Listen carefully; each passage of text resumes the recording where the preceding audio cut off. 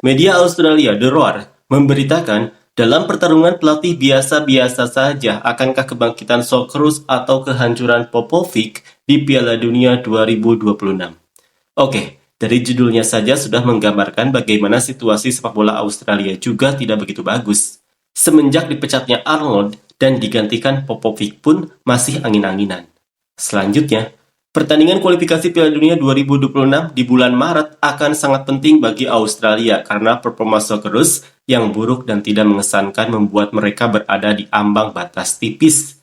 Meski berada di posisi kedua, Australia hanya unggul 1 poin dari Indonesia, China, Arab Saudi, dan Bahrain. Dalam salah satu penampilan terburuk Socceroos dalam sejarah kualifikasi Piala Dunia.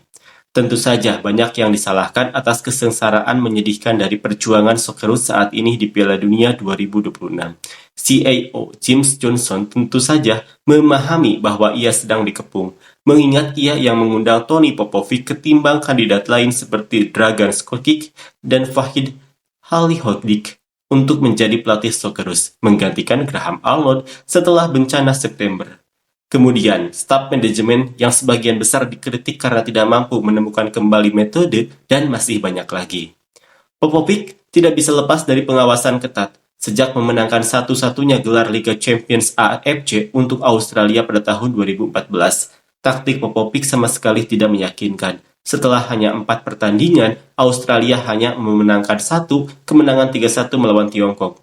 Melawan lawan-lawan Asia Barat, Arab Saudi, dan Bahrain, Socceroos benar-benar tertutup, tidak mampu memanfaatkan peluang, dan hanya berhasil diselamatkan saat mati-matian. Popovic memimpin pertandingan-pertandingan ini, dan meskipun Australia memulai tanpa terkalahkan di bawah asuhannya, 3 hasil imbang dari 4 pertandingan telah membuat kredibilitas kepelatihan Popovic dipertanyakan.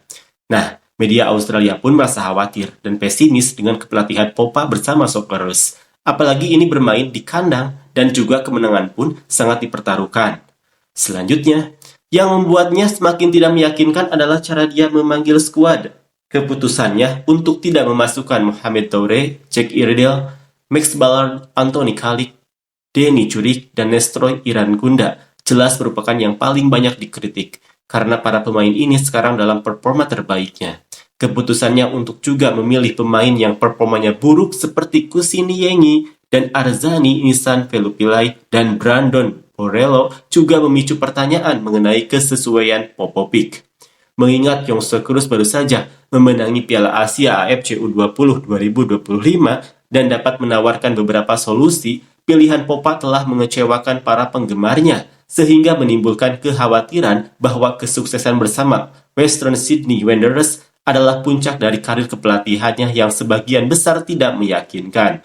Media Australia juga pun memaparkan soal keputusan pemanggilan pemainnya. Memang beberapa waktu lalu juga fans Australia sampai kecewa dengan skuad yang dipanggil Popa ini. Tapi mau bagaimana lagi, mungkin sejumlah pertimbangan sudah dipikirkan Popa juga. Selanjutnya, dalam pertandingan mendatang melawan Indonesia, Popa akan menghadapi kemungkinan cloningan dirinya. Pelatih baru Indonesia Patrick Kluivert adalah pemain hebat. Ia memang bermain di kejuaraan Eropa dan Piala Dunia FIFA sebagai bagian dari skuad Belanda dan merupakan salah satu pemain terbaik Flying Dutchman pada era 1990-an dan tahun 2000-an.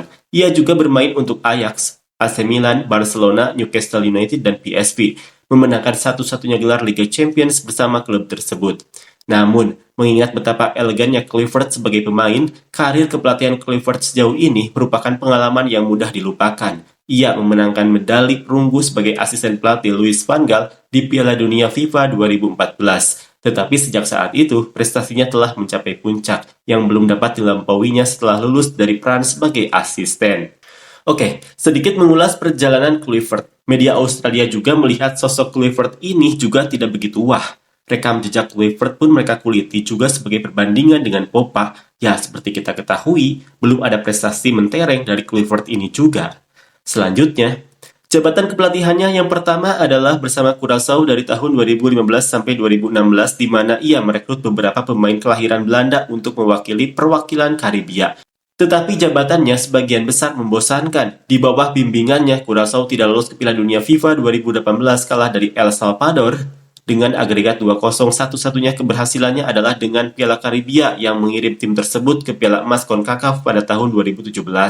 Tetapi, mengingat sebagian besar lawannya adalah tim Karibia yang sama-sama tidak menonjol, itu juga tidak memberikan penebusan apapun. Kluivert mencoba peruntungannya dengan Kamerun, kali ini menjadi manajer bersama manajer resmi dan mantan rekan setimnya Clarence Seedorf pada Piala Afrika 2019 yang diadakan di Mesir. Namun, insting masa lalunya sebagai asisten Louis van Gaal gagal ditunjukkan dalam perjalanan buruk singa yang tangguh di Afrika Utara. Kamerun, meskipun diperkuat pemain-pemain hebat seperti Andre Frank Zambo Anguissa dan Eric Maxim Choupo-Moting, sebagian besar tampil lesu di Mesir, hanya meraih satu kemenangan melawan Guinea-Bissau, sementara sebagian besar tidak kompeten melawan Benin, Ghana, dan Nigeria, yang terakhir memberi Kamerun kekalahan fatal 3-2, di mana Kamerun menyia-nyiakan keunggulan mereka di babak pertama. Sebagai hasilnya, seluruh staf yang berbasis di Belanda termasuk Kluivert diberhentikan. Kluivert kemudian kembali ke Curaçao untuk melatih tim untuk kedua kalinya, tetapi mengalami kegagalan yang sama. Kluivert gagal membawa mereka ke Piala Dunia FIFA 2022, kalah dari Panama dengan agregat 2-1. Secara khusus, tim Karibia itu sebagian besar tidak bersemangat, tidak mampu tampil maksimal melawan Los Canaleros, meskipun skuad mereka kelahiran Belanda.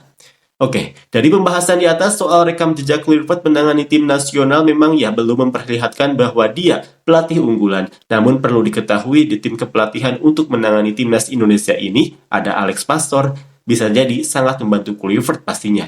Selanjutnya, perjalanan kepelatihan Kluivert baru-baru ini adalah ke Turki bersama Adana Demirspor. Awalnya optimisme terasa, tetapi para penggemar Adana dibuat marah ketika tim mereka kalah dari geng dari Belgia dan gagal lolos ke Liga Konferensi Eropa UEFA musim 2023-2024. Awal yang gemilang bagi klub Turki itu juga digantikan oleh serangkaian hasil buruk berikutnya, terutama kekalahan mengejutkan dari Samsunspor yang sedang berjuang 3-2 di kandang sendiri yang mengakibatkan pemecatan Kluivert. Klub itu berada di posisi kelima di Liga Super Turki ketika Kluivert dipecat, tetapi keretakan sudah mulai muncul dan dampaknya terbukti mahal karena kedalaman klub yang rendah. Ya, memang perjalanan Patrick Kluivert ini memang tak cukup bagus, tapi mungkin timnas Indonesia punya pertimbangan khusus dengan menggait Patrick Kluivert ini. Apalagi sekarang ini di dalam timnas Indonesia berisi banyak pemain keturunan asal Belanda juga. Mungkin dengan koneksi sesama Belanda inilah yang bisa membuat Patrick mampu menunjukkan kualitas sesungguhnya. Selanjutnya, jadi kualifikasi Piala Dunia 2026 mendatang lebih dari sekedar pertandingan kualifikasi Piala Dunia, bukan hanya dua negara tetangga yang saling bertemu, tetapi pertandingan ini akan menandai pertemuan dua manajer yang jelas-jelas biasa-biasa saja. Toni Popovic yang pemilihannya terbukti menjadi sumber pesimisme alih-alih optimisme, dan Patrick Kluivert yang usaha kepelatihannya sejauh ini sangat buruk. Ketika Anda melihat dua manajer dengan catatan yang sebagian besar buruk dan tidak meyakinkan saling berhadapan, pertanyaannya adalah, apa yang akan Anda tonton?